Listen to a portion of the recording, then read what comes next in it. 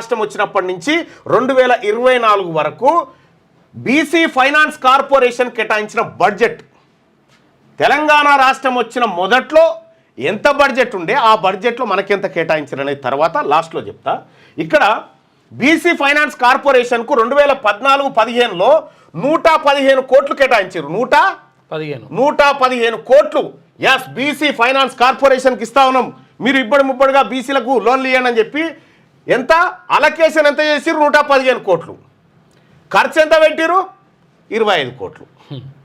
115 కోట్ల రూపాయలు ఇస్తున్నామని చెప్పి మన గిన్నెల 25 కోట్లు వారేసి మిగతాది ఎత్తుకొని పోయారు. ఇది 2014-15లో. 2015-16లో 156 కోట్లు. 156 కోట్లు ఈసారి బీసీలకు ఫైనాన్స్ కార్పొరేషన్ కింద ఇస్తున్నామని చెప్పారు. 156 కోట్లు అని చెప్పి ఇచ్చింది ఎంత? 15 కోట్లు ఇచ్చారు. 15 కోట్లే పెద్ద రాగం తీసి కల్వకుంట్ల పాట బాడినట్టు చేశారు. ఇక్కడ 2016-17లో 228 కోట్లు బీసీ ఫైనాన్స్ కార్పొరేషన్కి ఇస్తున్నామని 2016-17 బడ్జెట్లో పెడితే ఇచ్చింది 46 కోట్లు. 228 కోట్లు పెడితే 2017-18లో ఇదొకటి ఇచ్చిరు, ఏది 71 కోట్లు అని చెప్పారు, ఇది 71 ఇచ్చిరు, అది గొర్రెల స్కీములకు మలిపిరు. ఇక 2018-19లో 265 కోట్లు పెడుతున్నామని చెప్పారు, విడుదల మనకి ఇచ్చిందేమో 70 కోట్లు. 2020-21లో 500 కోట్లు పెడుతున్నామని చెప్పి ఆటాన పైసలు వేయలే. 2021-22లో 500 కోట్లు పెట్టి ఆటాన పైసలు కూడా వేయలే. 2023-22లో 303 కోట్లు అని చెప్పి సింగిల్ ఎన్పి కూడా బీసీ ఫైనాన్స్ కార్పొరేషన్కి వేయలే.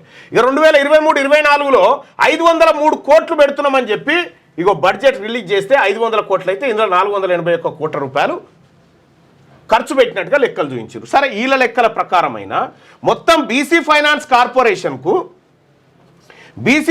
కార్పొరేషన్కు మొత్తం తెలంగాణ రాష్ట్రం వచ్చిన తర్వాత తెలంగాణ రాష్ట్రంలో బీసీలు 162% మంది బీసీలం.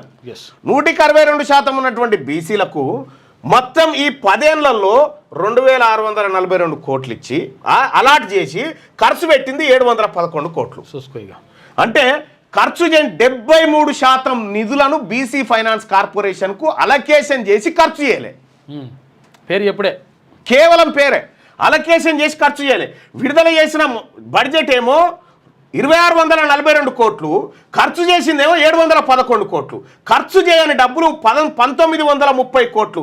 మరి 1930 కోట్ల సొమ్ము బీసీల సొమ్ము ఎవరు తిన్నాడు?